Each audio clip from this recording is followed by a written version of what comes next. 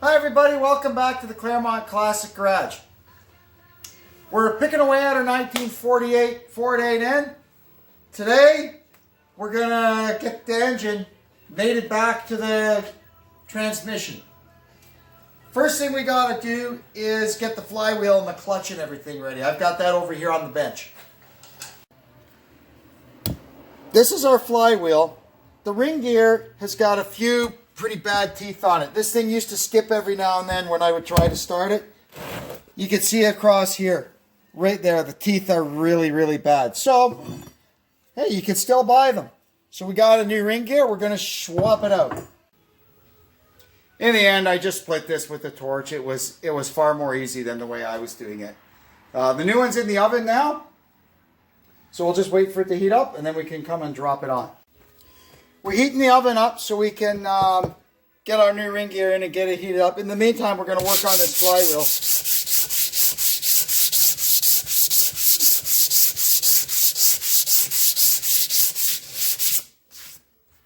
Oh, that's pretty good. I guess if we wanted to, we could send it to the machine shop and have it ground, but not really necessary. I've never ground one for an N-Series tractor in my life, and I've never had a problem. Like, there's no hot spots or nothing on it, so I'd say it's okay.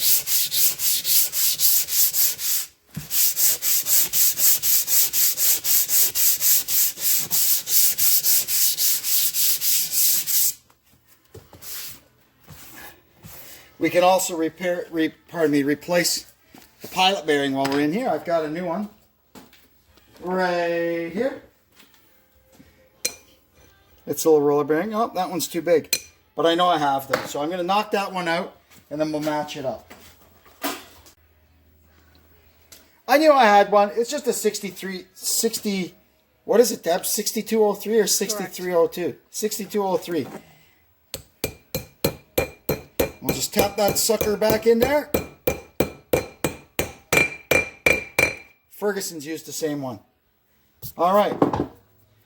Think we can cook our ring gear now? Yeah, try. All right, let's see what happens. This thing's been in here a while. May have to whack it with the torch yet. We'll see.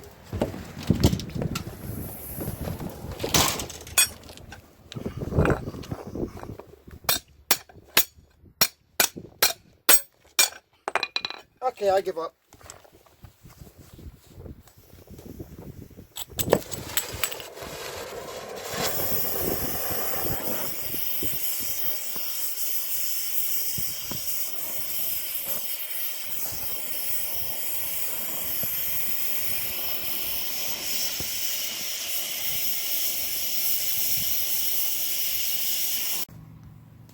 All right, that was a bit of a struggle, but it's on. So we'll let it cool off and then we'll carry on. We're going to go ahead and put our flywheel on now. What you got to check before you put the flywheel on is make sure, see this right there? That's a cotter pin. Make sure that's there. What its job is there's a weep hole in the bottom to let any oil that might drip out of the rear main seal or even the front of the transmission. And there's a weep hole there to let that oil escape. So what they did was they put this cotter pin in there so it just constantly rattles around and keeps the weep hole clear. Now I've got a guide bolt in here. We can slide our flywheel on. You can see here it's got a dowel between.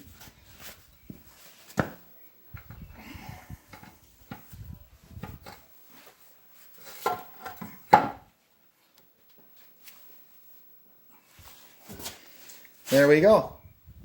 This flywheel has done double duty.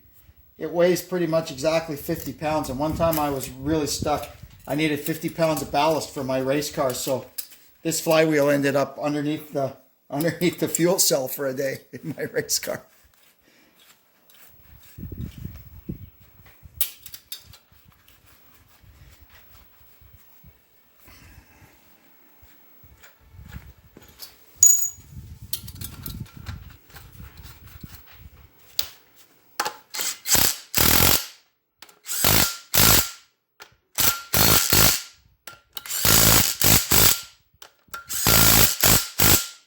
There we go.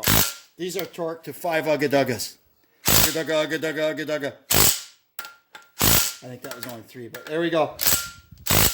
Now I'll get the alignment tool out and we'll put the clutch on. We'll just double check these that I got them tight. I got this thing set at 50, so they're somewhere beyond 50. That's good. They won't be coming out. Perfect. Now we can put the clutch on. Now I can put our clutch on. The side that sticks out always goes away from the engine. Got our alignment tool in there. I think this works on Ford cars too. There we go. So there. That's good. Now I can put our pressure plate on. Our skanky, rusty old pressure plate. I love old rotten parts like this. They usually work better than anything.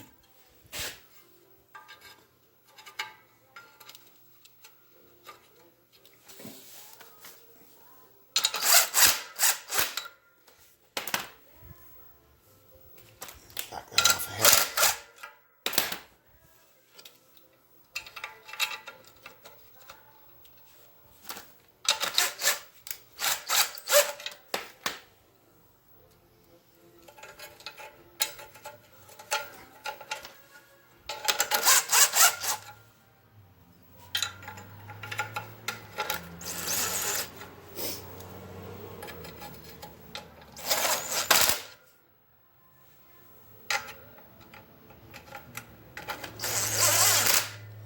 And then we just slowly work our way around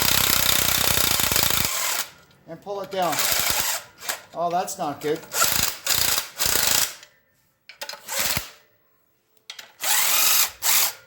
Neither is that. This has got some odd holes in it, this flywheel. Pressure plate off.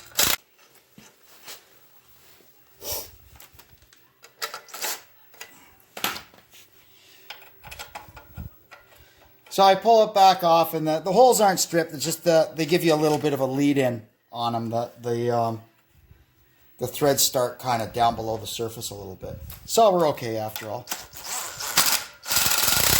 So we just slowly pull her on.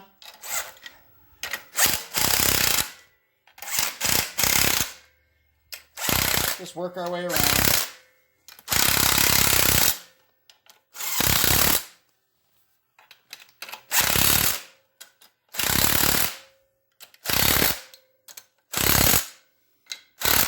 There. Now they're just 5/16 bolts, so I set this at 25. And we'll just give them a little torque.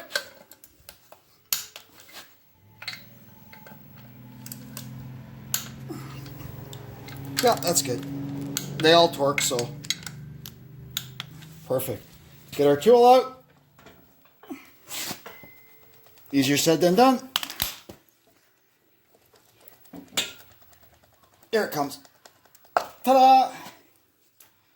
Now, for the first time in many, many, many, many years, we can put the engine and transmission of this thing back together. Well, let's see if we can get this thing pushed in here. We've got it balanced as good as I think we can. Let's go. All right, go up a bit, please, Seb.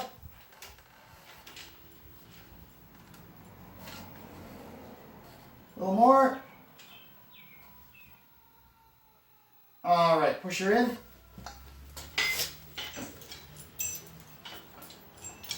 Okay, it's got to go up. All right, hang on. Push it in.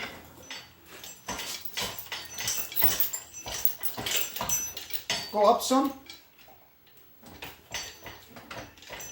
Hang on. Might have to turn the engine a bit. My big screwdriver.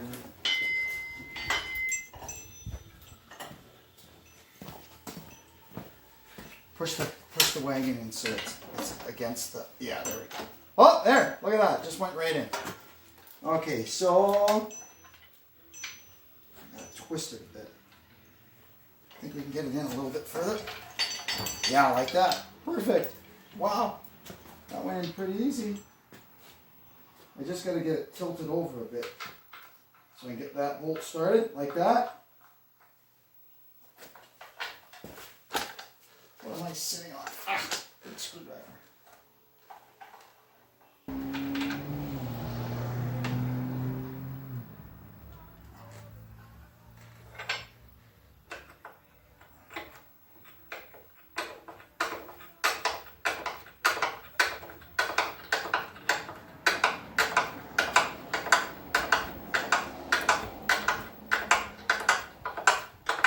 I might have to take some of these bolts out for bracketry and stuff, but for now we're just going to get one in every hole, and we'll worry about it after if we have to take some of them back out.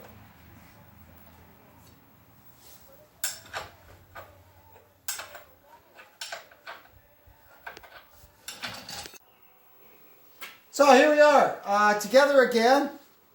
Now all we got left to do is just take the weight of it a little bit with the crane, and I can move the stand forward.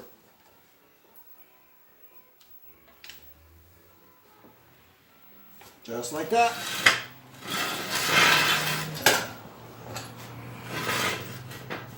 Right there, lower it down. All right, that's it. Let it right down.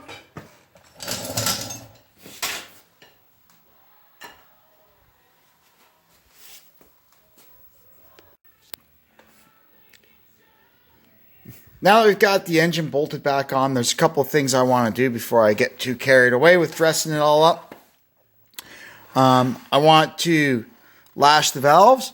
I can see here, lucky for us, this one has adjustable tappets in it. Usually when they've been to the machine shop and been rebuilt, they'll end up with adjustable tappets. It's just part of the procedure.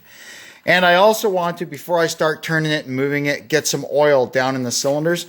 Now to do that, you need something with a flexible spout, because the spark plug is here, but the piston is over there. So you got to be able to kind of get in at an angle to get it down into the chambers. So we'll go ahead and oil her up, and then we'll turn it and make sure all the valves open and close. That's another thing that'll happen to these ends when they've been sitting around. The valves will get sticky. All right, she's oiled up. Now let's see if our valves work. We'll just go cylinder by cylinder. Let's start with number one. There's the intake valve going up and coming down. There's the exhaust valve going up and coming down. We'll do that times 4, and then we should be okay. We've got the engine at top dead center firing on number 1. So that means both valves are closed, both followers are on the base circle of the camshaft, and this is where we can adjust our valves. The specs for this, in the manual, intakes are 10 to 12 and exhaust are 14 to 16. I always go to the upper limit, right? So we'll do them at 12 and 16, because remember, if they're not clacking, they're not closing. Now, let's see here. Yeah, that's okay. The intake, it's a tiny bit loose. We can tighten the intake up just a hair. So how you do these things, there's 2 ways. The lifter, if you could see right in there, has 4 little holes around the top of it, and this tool fits into them. So how these work is you hook it into the hole in the top of this, that holds the lifter from turning, and we spin it around and hook it onto the valve beside it. Now, sometimes the machine shop, when they do this, because these lifters have a kind of a spiral hole in the side of them, they'll actually drill holes through the side of the lifter board here, so you just stick a punch in, and that keeps it from turning. But we don't have that, so we're going to do it this way. Now what we do is we get a tappet wrench. You see, it's just a normal double open-ended wrench, but see how thin it is? That makes it a tappet wrench. These are her brand. I've had these for ever. I don't know where I even got them. My dad probably gave them to me. And then we're just going to tighten this one up a little bit. Got to get in there and just go tweak on the adjuster. And let's see what we've got now. Still loose. Let me get my flashlight. So we raised the adjuster screw up a little bit, and now it's perfect. Next in the firing order is number 2. So we just turn this 180 degrees, and number 2 will be up, top dead center firing. So we can go ahead and check these valves now.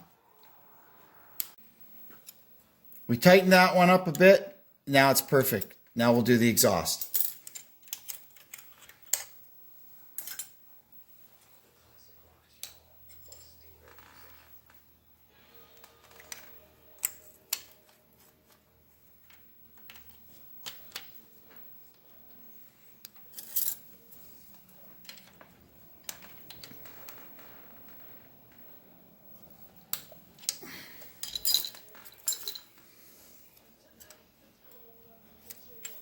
Yeah, good.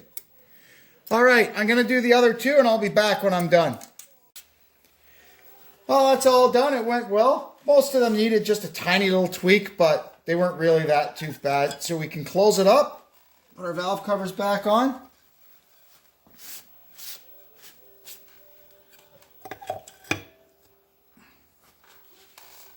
Where did I put the darn nuts?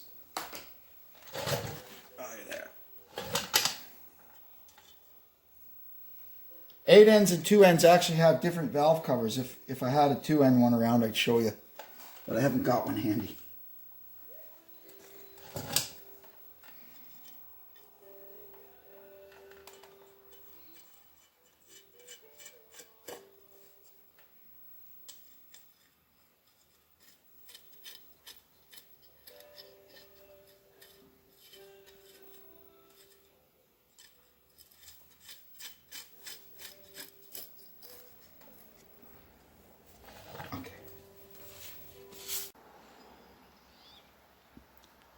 That went pretty well. We got the clutch and everything installed.